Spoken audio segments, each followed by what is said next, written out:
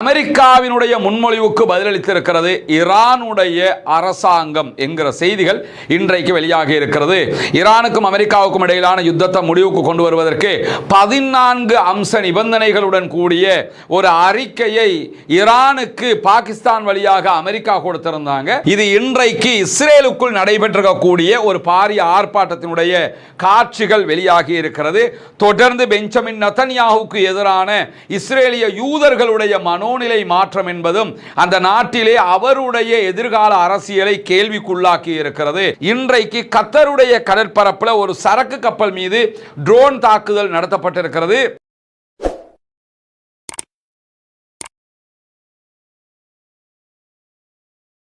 பேரன்பிற்கினிய சகோதர சகோதரிகளே, நம் அனைவர் மீதும் ஏக இறைவனுடைய அமைதியும் கருணையும் உண்டாகட்டுமாக என்கிற உயரிய பிரார்த்தனைகளோடு மத்திய கிழக்கின் சூடு தணியாமல் மீண்டும் மீண்டும் மத்திய கிழக்கில் ஏதாவது ஒரு பிரச்சனை வந்து கொண்டே இருப்பதை நம்ம பார்க்க முடியும். அந்த அடிப்படையில் தொடர்ச்சியாக ஈரான் மீதான அமெரிக்க இஸ்ரேலிய ஆக்கிரமிப்பு இராணுவங்களுடைய 40 நாள் தாக்குதல்களுக்கு பிறகு ஒரு யுத்த நிறுத்தம் நடைமுறையிலே இருக்கிறது.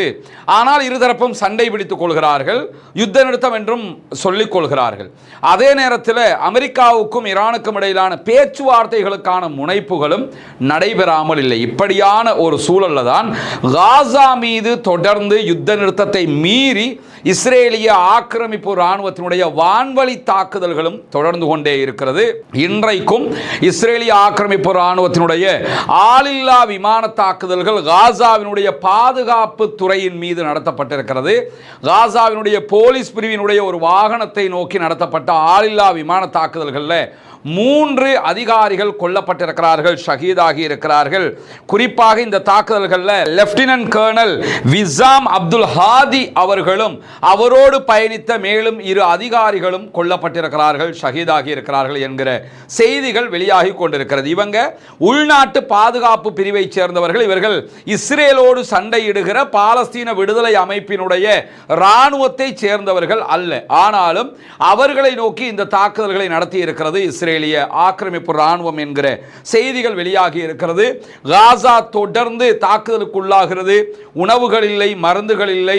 அவர்கள் படாத பாடுபட்டு கொண்டிருக்கிறார்கள் காசாவினுடைய அப்பாவிகள் என்கிற செய்திகள் வெளியாகிற அதே நேரம் 2 நாட்களுக்கு முன்பதாக காசாவில் 2 ஆண்டுகால யுத்தத்திற்கு பிறகு காசாவில் ஒரு மரத்தான் ஓட்டப் போட்டி நடைபெற்றிருக்கிறது என்கிற செய்திகளும் 2 நாட்களாக வெளிவருவதை நம்ம பார்க்க முடியும்.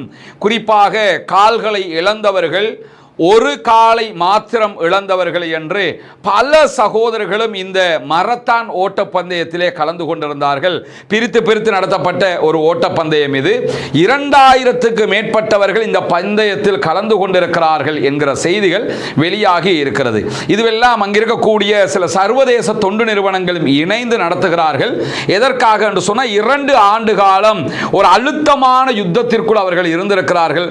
கொஞ்சம் அவங்களை வெளியே எடுக்கணுங்கிறதுக்காக இப்படியான மகிழ்ச்சிகரமான வேலைகளை எல்லாம் அவங்க செய்யறதை நம்ம பார்க்க முடியும்.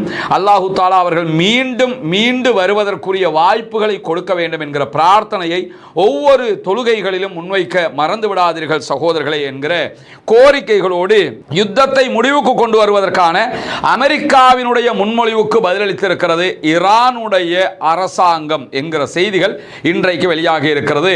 ஈரானுக்கும் அமெரிக்காவுக்கும் இடையிலான யுத்தத்தை முடிவுக்கு கொண்டு வருவதற்கு 14 அம்ச நிபந்தனைகளுடன் கூடிய ஒரு அறிக்கையை ஈரானுக்கு பாகிஸ்தான் வழியாக அமெரிக்கா கொடுத்திருந்தாங்க.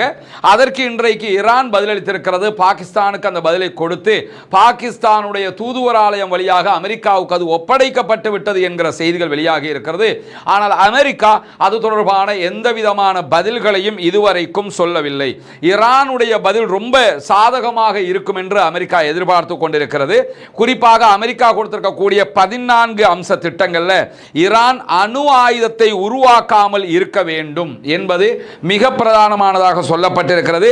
குறைந்தது 12 ஆண்டுகளுக்கு ஈரான் யுரேனியத்தை செறிவூட்டுவதை முழுமையாக நிறுத்த வேண்டும். 12 to 15 ஆண்டுகளுக்கு முழுமையாகவே 0% இறக்கிறனும், செறிவூட்டவே கூடாது என்கிற நிபந்தனை அதிலே விதிக்கப்பட்டிருக்கிறது.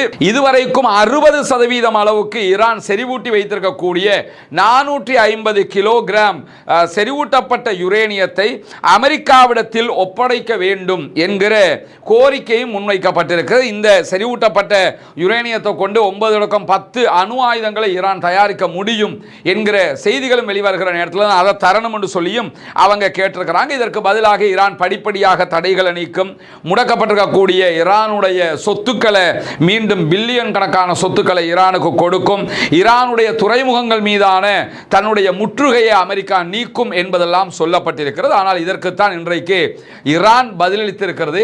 என்ன விதமான பதில்களை ஈரானியர்கள் கொடுத்திருக்கிறார்கள் என்பதுதான் மிக முக்கியமானது. அந்த செய்திகள் இன்னும் வெளியாகவில்லை.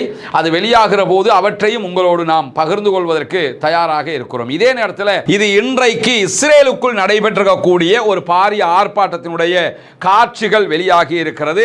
தொடர்ந்து பெஞ்சமின் நெதன்யாஹுவுக்கு எதிரான இஸ்ரேலிய யூதர்களுடைய மனோநிலை மாற்றம் என்பதும் அந்த நாட்டிலே அவருடைய எதிர்கால அரசியலை கேள்விக்குள்ளாக்கி இருக்கிறது. தொடர்ந்து காசாவுக்கு பிறகு லெபனானுக்கு பிறகு ஈரான் என்று எல்லா நாடுகளிலும் அப்பாவிகளை நோக்கி தாக்குதல்களை நடத்துகிற அநியாயத்தை செய்கிற இஸ்ரேலிய பிரதமர் பெஞ்சமின் நெதன்யாஹுவுக்கு எதிராகத்தான் இந்த ஆர்ப்பாட்டங்கள் நடைபெற்றிருக்கிறது. அதே நேரம் இன்றைக்கு அதிகாலையிலேயே குவைத்தை நோக்கி சில ட்ரோன் தாக்குதல்கள் நடத்தப்பட்டிருக்கிறது என்கிற செய்திகள் வெளியாகி இருக்கிறது. குவைத்தினுடைய சில பகுதிகள் மேல ட்ரோன் தாக்குதல்கள் நடத்தப்பட்டதாகவும் அந்த ட்ரோன் தாக்குதல்களை குவைத்தினுடைய போர்சஸ் முறையடிச்சிருக்கிறாங்க என்கிற செய்திகளும் வெளியாகி இருக்கிறது.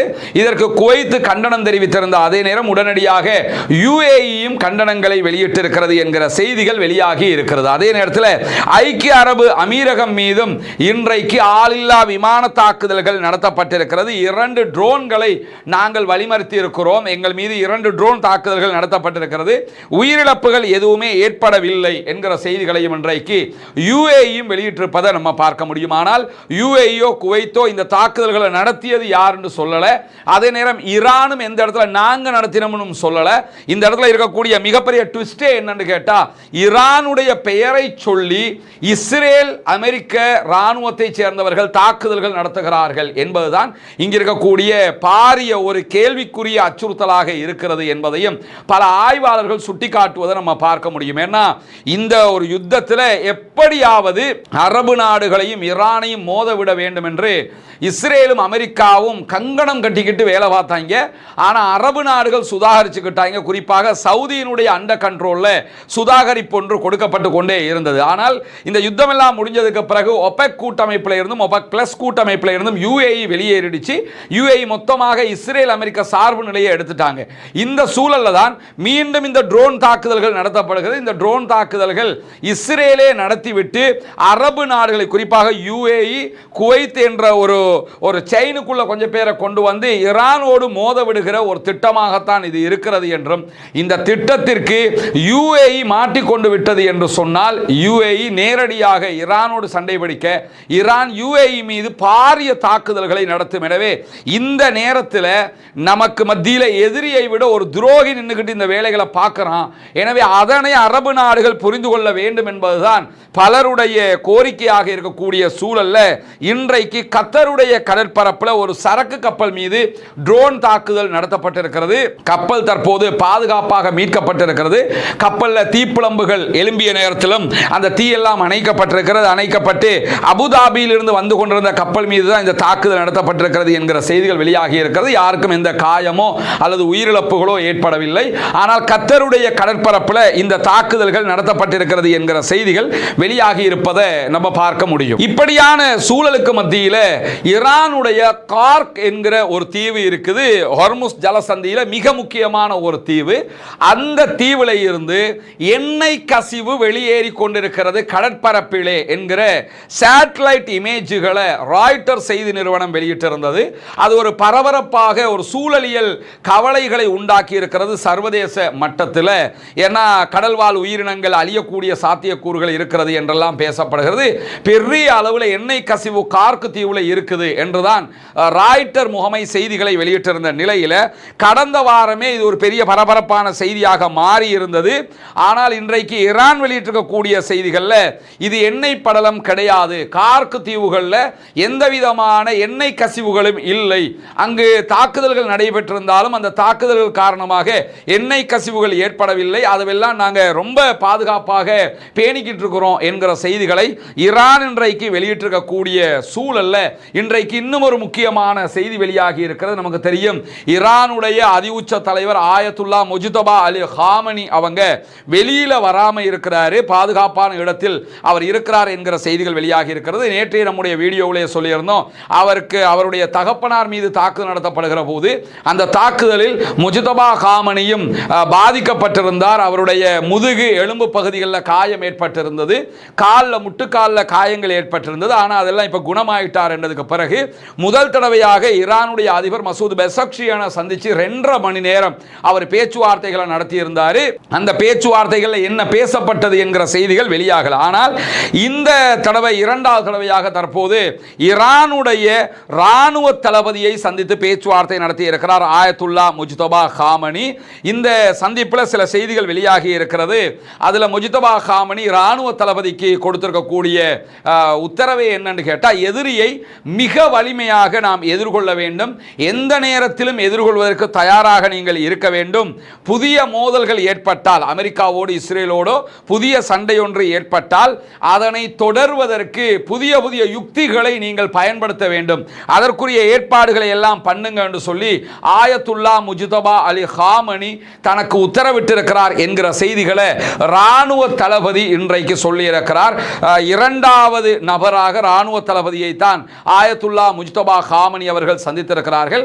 மற்றபடி அவரே தலைவராக தேர்வு செய்யப்பட்டதிலிருந்து முஜ்தபா ஹாமனி அவர்கள் வெளியே வரல. வெளியே வந்த மாதிரி புகைப்படங்களோ அல்லது வீடியோக்களோ எதுவுமே வெளியாகல. ஈவன் ஆடியோ செய்து கூட அவர் வெளியிடலை. எழுத்துல தான் அவருடைய அறிக்கைகள் எல்லாம் பாதுகாப்பு கருதி வெளியிடப்பட்டு கொண்டிருக்கக்கூடிய சூழலை இன்றைக்கு வெளியாகி இருக்கக்கூடிய இன்னும் ஒரு முக்கியமான செய்தி என்னன்னு கேட்டா, ஏற்கனவே IRGC ஈரானுடைய புரட்சிகர ராணுவ பிரிவினர் ஹொர்முஸ் ஜலசந்தியாக பயணிக்கிற கப்பல்களுக்கு என்று ஒரு வழித்தடத்தை அறிவித்திருக்கிறார்கள்.